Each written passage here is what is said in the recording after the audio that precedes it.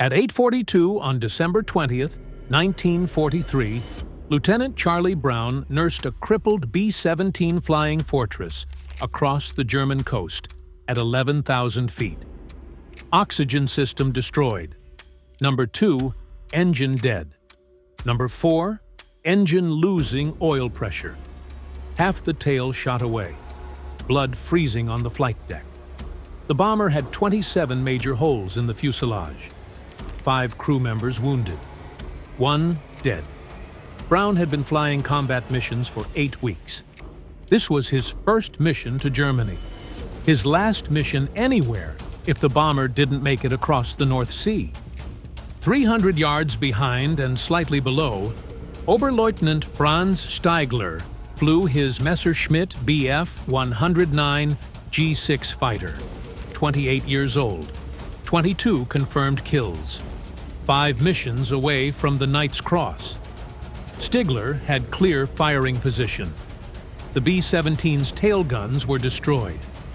The waist gunners were dead or wounded. The bomber was defenseless. Stigler could see the American crew through the shattered fuselage. 1 shot would finish it. He didn't fire. If you want deep cinematic World War II history like this, subscribe to No Man's Land, because this is where the real story of the war is told. The mission had started badly. December 20th, 1943, Bremen, Germany. The target was a Focke-Wulf aircraft factory producing FW-190 fighters. 8th Air Force sent 457 B-17 bombers escorted by 355 P-47 Thunderbolt fighters. The raid was part of Operation Point Blank, the strategic bombing campaign designed to destroy Germany's aircraft production capacity.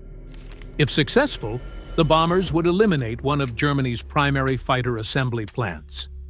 If unsuccessful, dozens of American crews would die.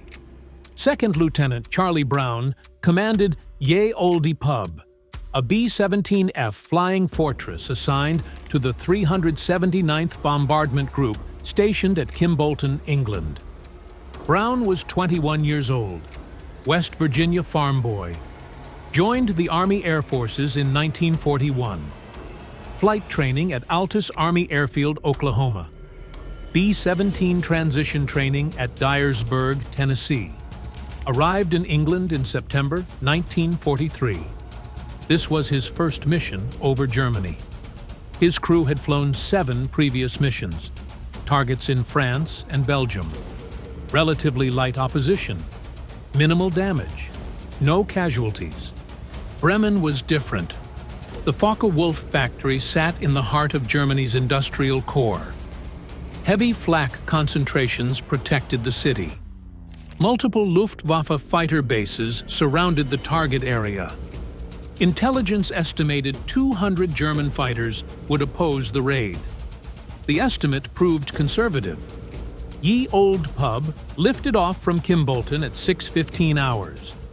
The bomber carried 10 crew members, Brown as pilot, 2nd Lieutenant Spencer Luke as co-pilot, Technical Sergeant Robert Ecke as top turret gunner and flight engineer, Staff Sergeant Alex Yelisenko as radio operator, Staff Sergeant Hugh Eckenrode as ball turret gunner, Sergeants Lloyd Jennings, Samuel Blackford, and Richard Petchut as waist gunners, Sergeant Bertrand Coulombe as tail gunner, 2nd Lieutenant Al Sadok as bombardier.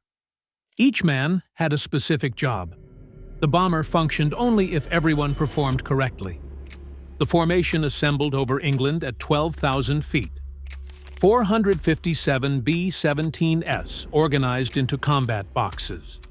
Each box contained 18 to 21 aircraft flying in tight formation. The boxes stacked vertically and horizontally to create overlapping fields of defensive fire. The theory was simple. Concentrated firepower from dozens of .50 caliber machine guns would make fighter attacks prohibitively dangerous. German fighters would suffer unsustainable losses attacking the formation. The theory worked sometimes. Sometimes it didn't. At 7:30, the formation crossed the English coast, heading east. P-47 Thunderbolt fighters from the 56th Fighter Group provided escort. The P-47s could accompany the bombers approximately 340 miles from England. Not far enough to reach Bremen. Not far enough to protect the bombers over the target.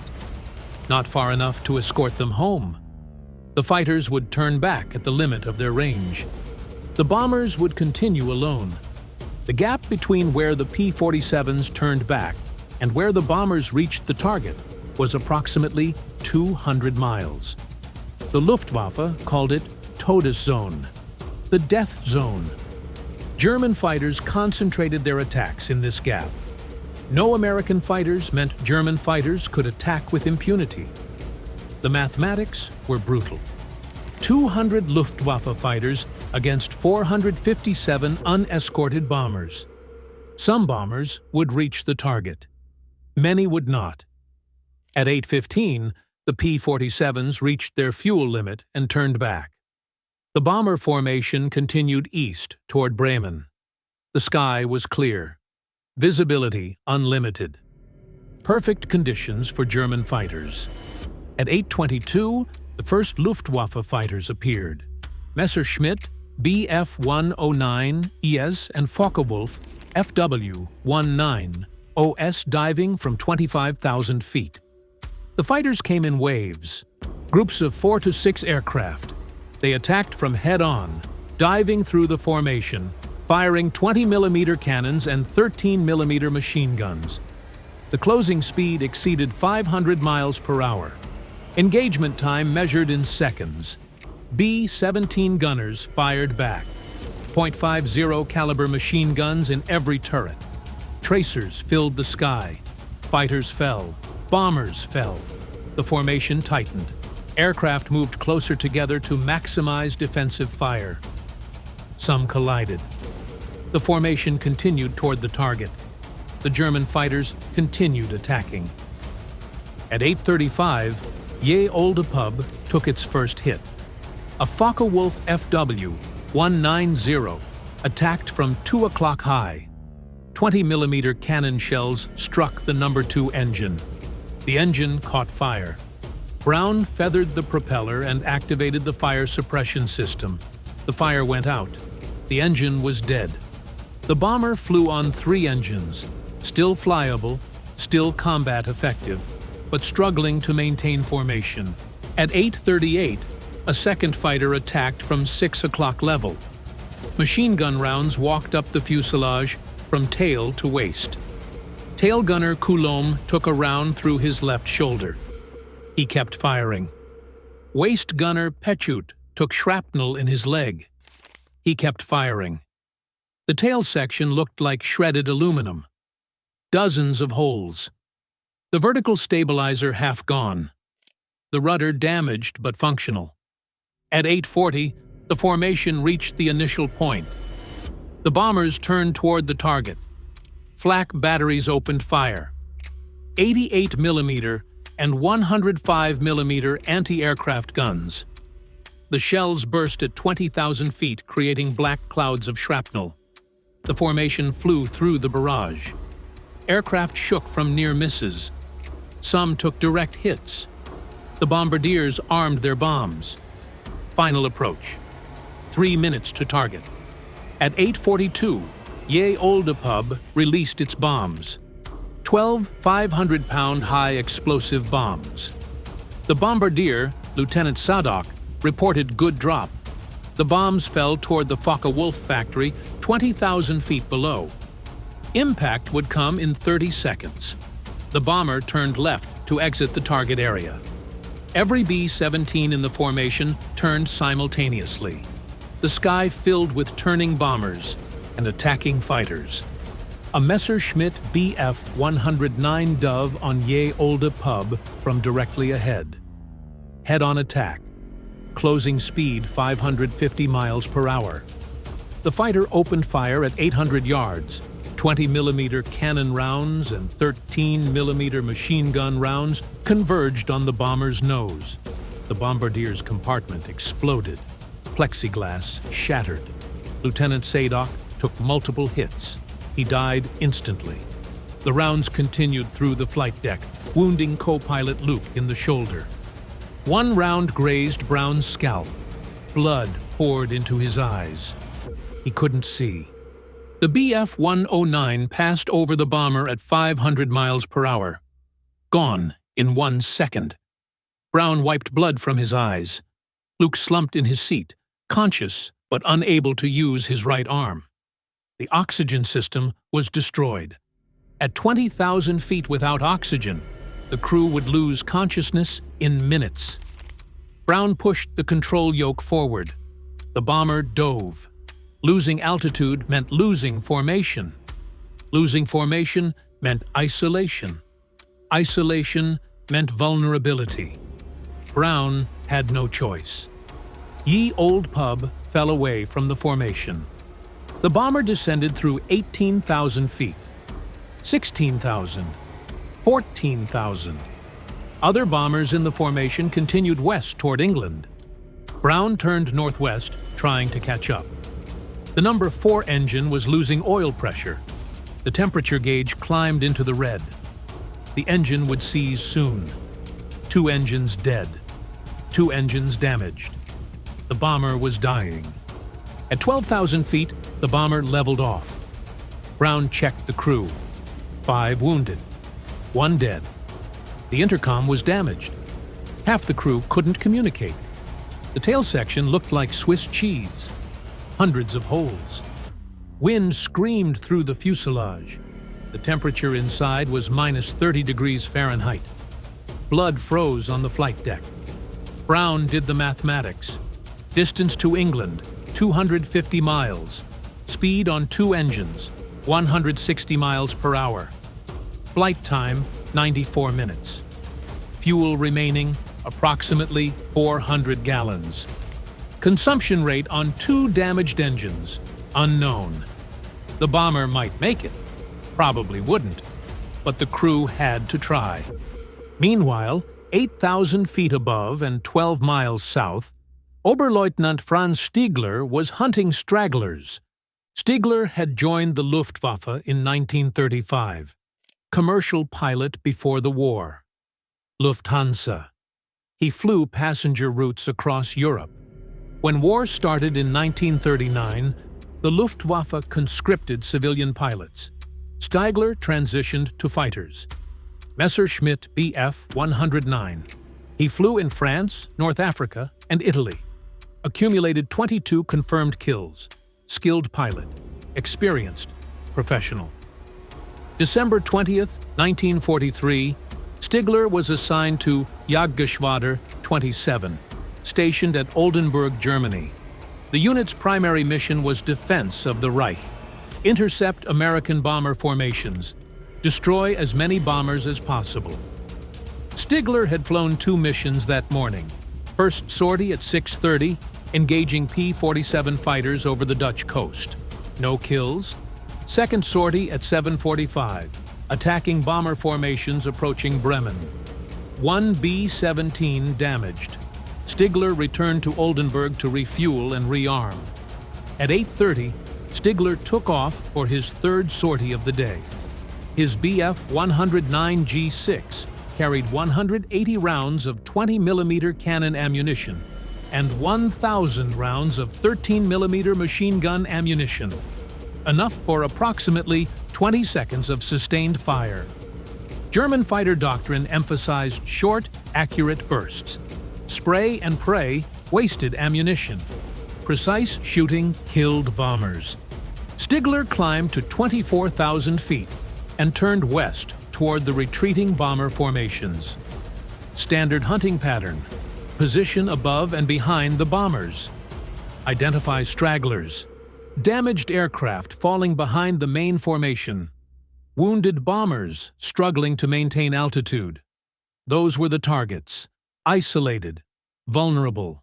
Easy kills. At 8:48, Stiegler spotted Ye Olde Pub. Single B-17, alone, 8,000 feet below, heading northwest. The bomber was trailing smoke from 1 engine, flying slowly, clearly damaged. Stigler rolled inverted and dove. Standard attack profile. Approach from 6 o'clock high. The bomber's blind spot. Get close. Aim for the cockpit or fuel tanks. Short burst. One pass. Kill. Stigler closed to 300 yards. His finger moved to the trigger. Then he saw the tail section. It was destroyed, completely shredded. He could see through the fuselage. The tail guns weren't moving. The gunner was either dead or wounded.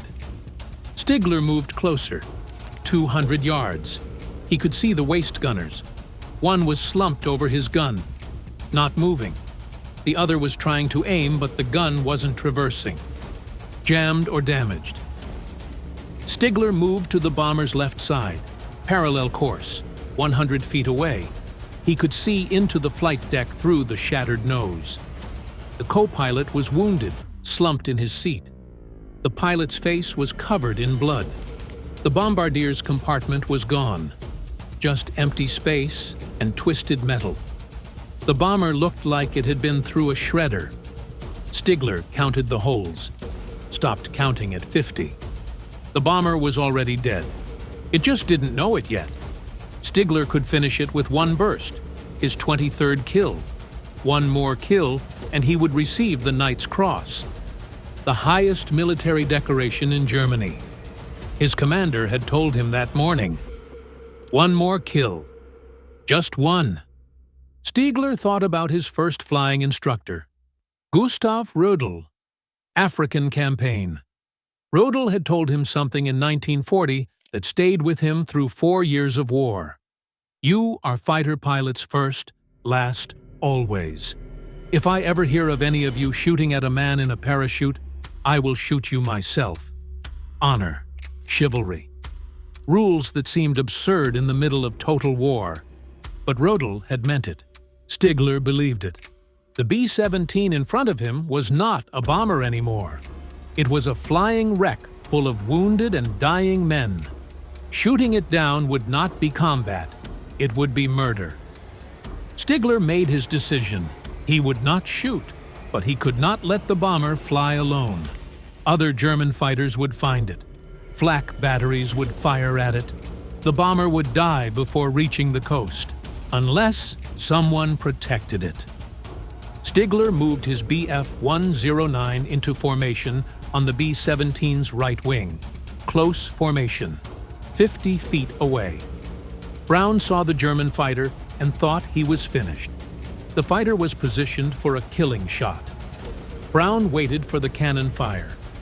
It didn't come. The fighter just flew there, matching speed, matching altitude. The German pilot was looking at Brown, making eye contact. Brown couldn't understand what was happening. Stigler gestured toward the bomber, pointing north, toward Sweden, neutral territory, internment, survival. Brown shook his head, pointed west, England, home. Stigler nodded. He understood. The American pilot would try for England. Stigler would escort him as far as the coast.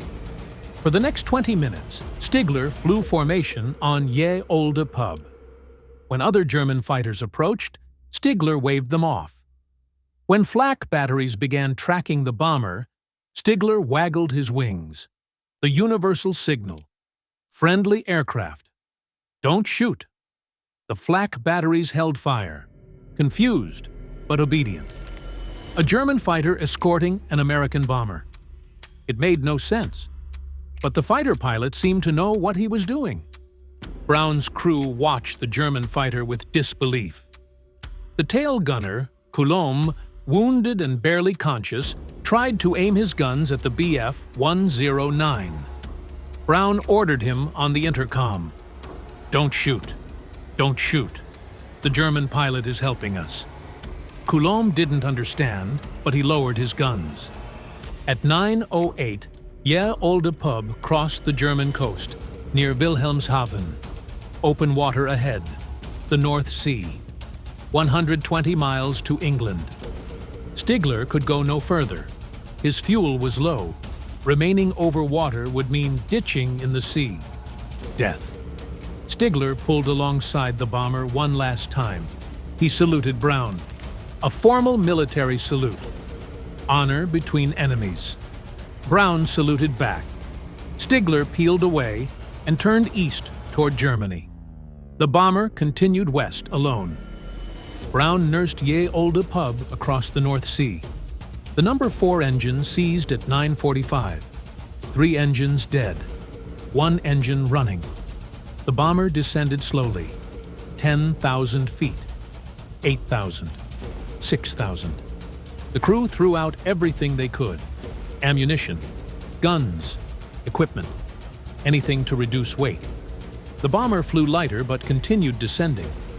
4,000 feet. 3,000. The English coast was visible ahead. 20 miles. Brown didn't know if they would make it.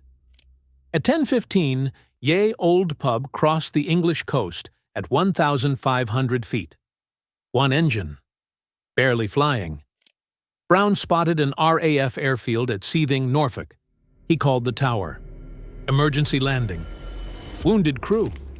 The tower cleared the runway. Crash crews stood by. Brown lined up on the final approach.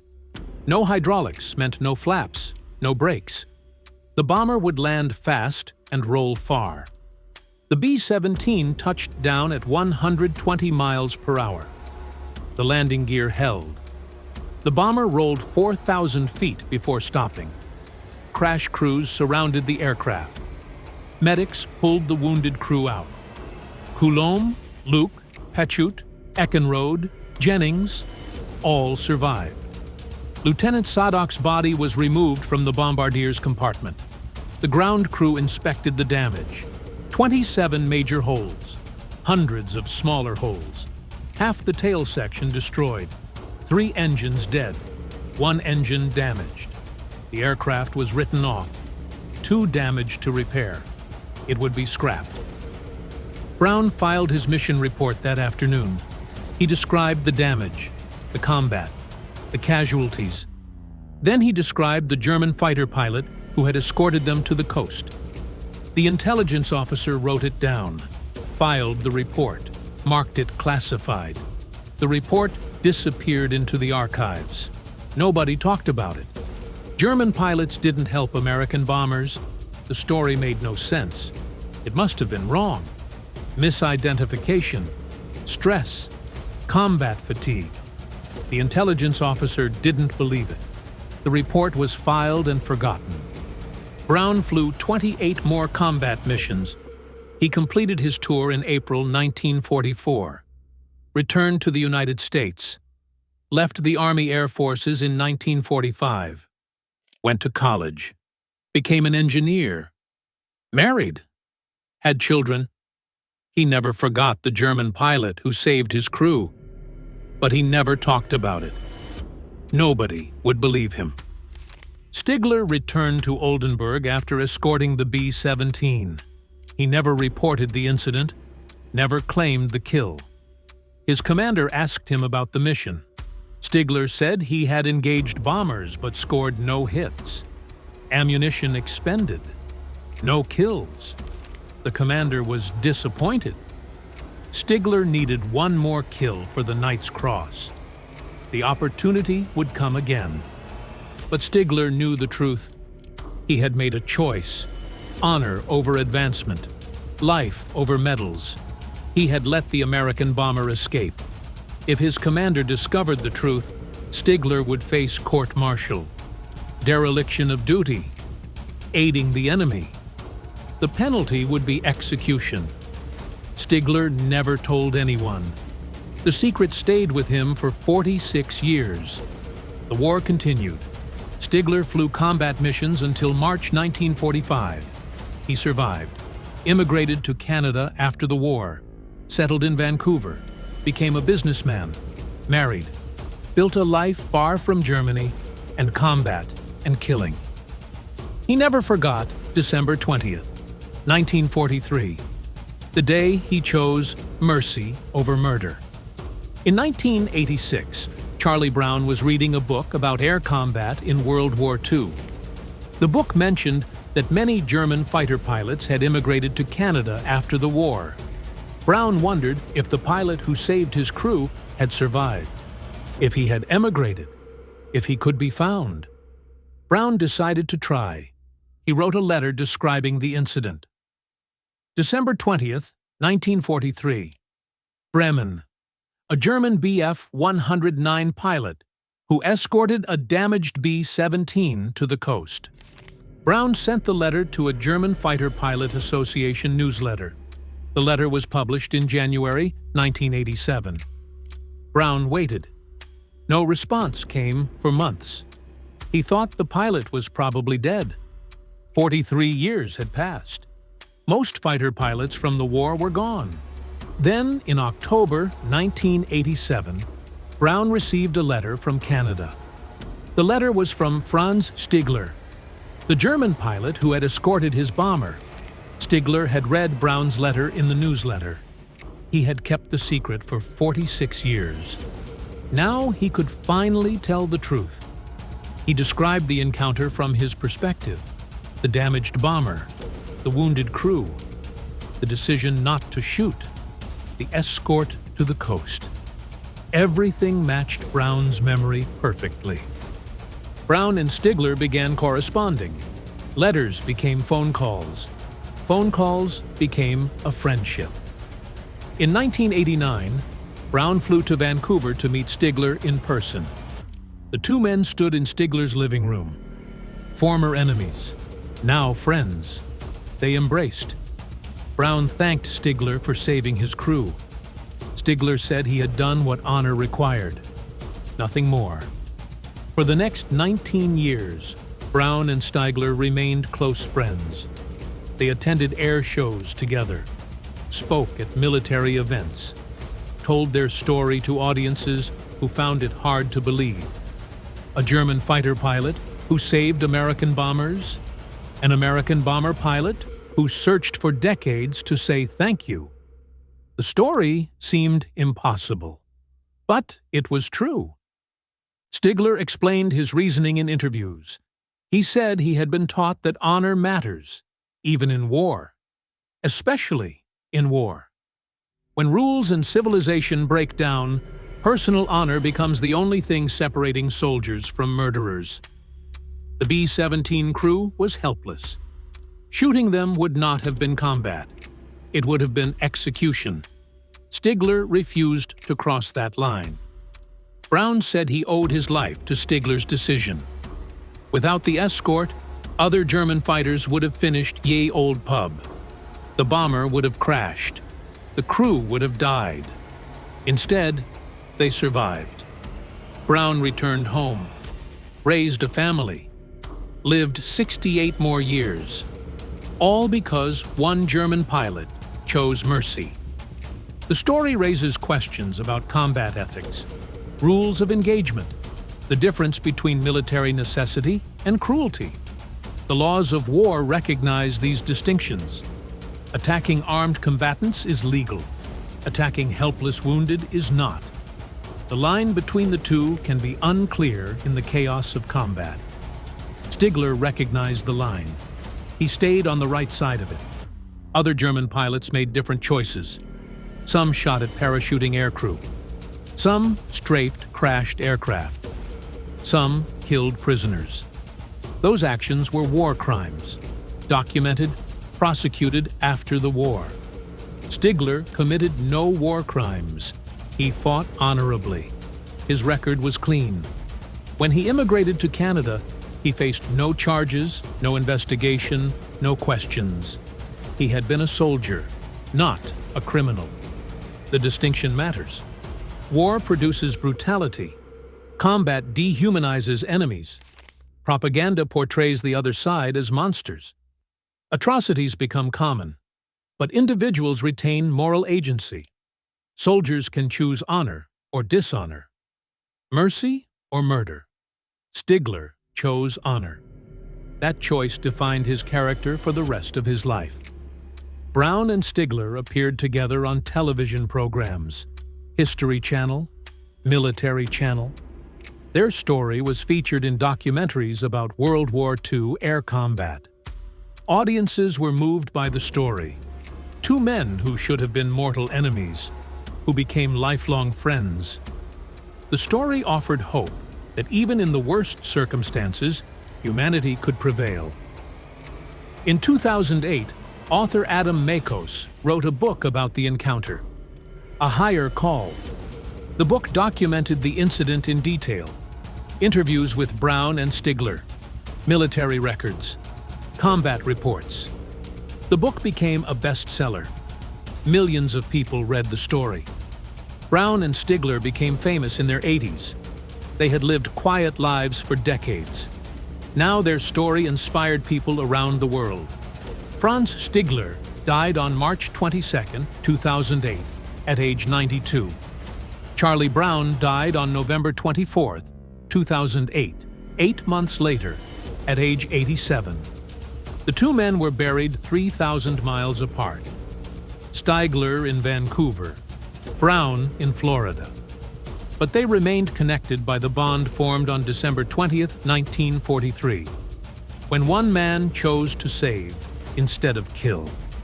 The incident on December 20, 1943, was not unique. Other cases of chivalry occurred during World War II. German and Allied pilots sometimes spared damaged aircraft, sometimes rescued downed airmen, sometimes showed mercy when they could have shown none. But these incidents were rare. Most combat was brutal, merciless, total. Stigler's decision stood out because it went against everything his training and orders demanded. Luftwaffe fighter doctrine in 1943 was explicit. Destroy American bombers by any means necessary. Germany was losing the air war. American bomber production exceeded German fighter production. Every B-17 that returned to England would fly again, would drop more bombs, would kill more Germans. The strategic mathematics demanded maximum destruction of American bombers. Stigler's orders were clear. Shoot down bombers. All bombers. Damaged or not. Wounded crews or not. Stigler disobeyed those orders. He risked court-martial, risked execution, risked his career and his Knight's Cross. Why? He said it was simple. The men in that bomber were not his enemies anymore. They were no longer combatants. They were wounded men trying to survive. Killing them would accomplish nothing except adding to the body count.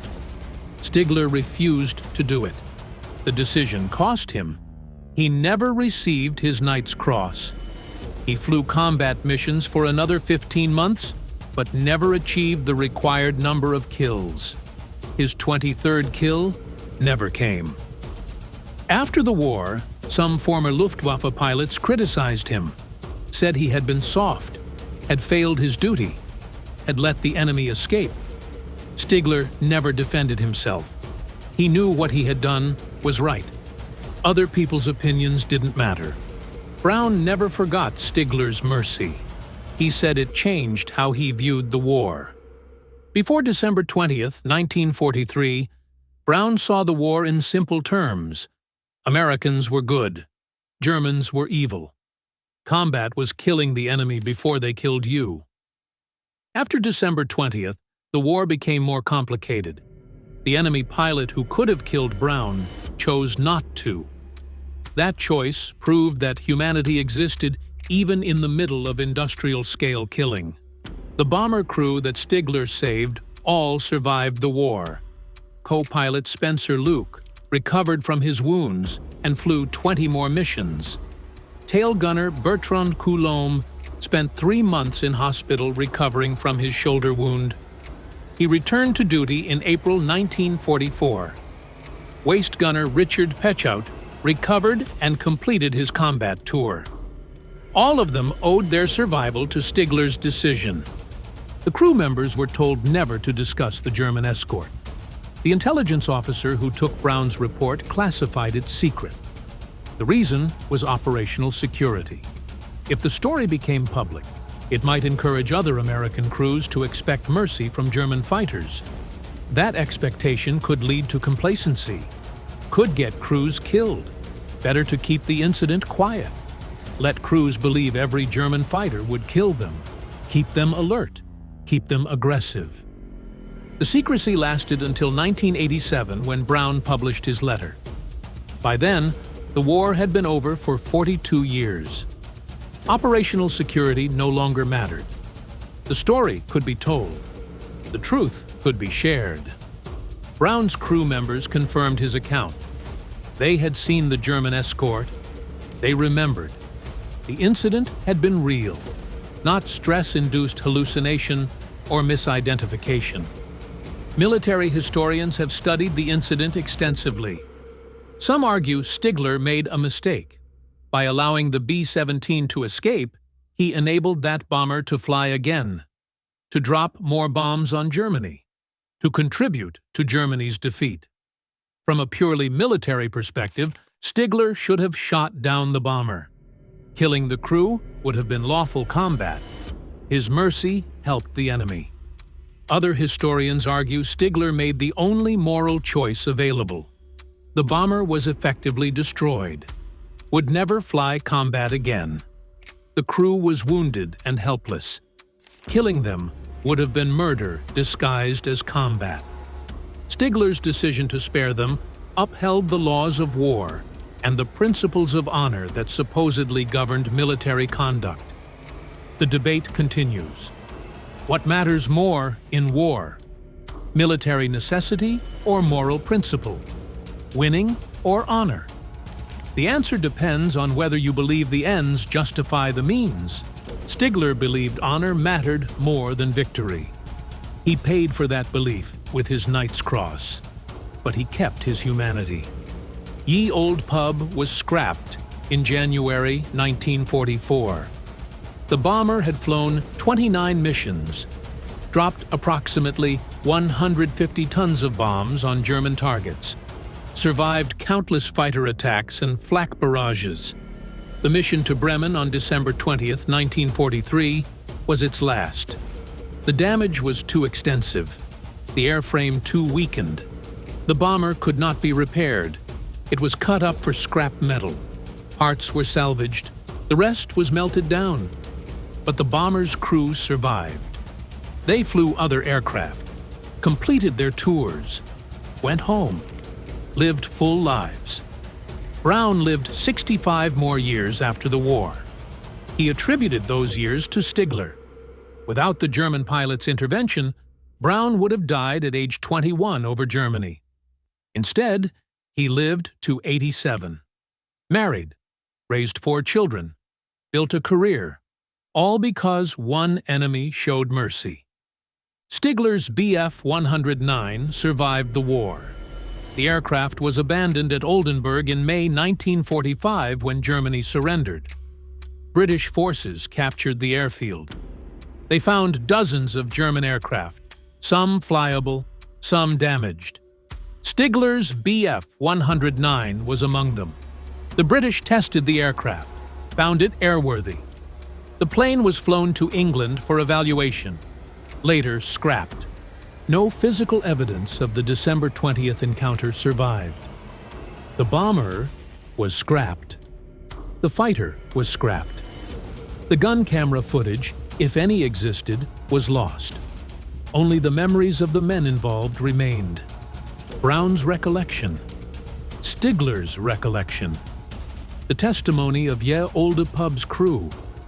That was enough. The story was true, documented, verified. The story has been used in military ethics training. Service academies use it to teach cadets about honor, rules of engagement, and moral decision-making under pressure. The case study asks students what they would do in Stigler's position: shoot and follow orders, or spare the crew and risk court-martial. Most students say they would shoot. Orders are orders. Stigler's decision was aberrant, exceptional, not what most soldiers would do. That's what makes the story significant. Stigler didn't do what most soldiers would do. He did what was right, not what was easy or safe or career advancing. What was right? His action proved that individual moral courage can prevail even in the most brutal circumstances. Even in total war, humanity can survive. The story contrasts sharply with other World War II incidents. The Malmedy Massacre, German SS troops executing 84 American prisoners. The Dachau Liberation Reprisals, American troops executing German guards. The countless atrocities committed by all sides, war crimes, massacres, deliberate killing of prisoners and civilians. These incidents occurred because men chose cruelty over mercy, revenge over restraint, hate over humanity. Stigler chose differently. His choice did not end the war, did not change history, did not save millions. It saved 10 men, just 10. But those 10 men lived because one enemy refused to kill them. That matters. Individual lives matter. Individual choices matter. Stigler's choice mattered to Charlie Brown and his crew. It mattered to their families, their children, their grandchildren. Generations of people who exist because Stigler chose mercy on December 20th, 1943. Modern air combat has changed. Precision-guided missiles.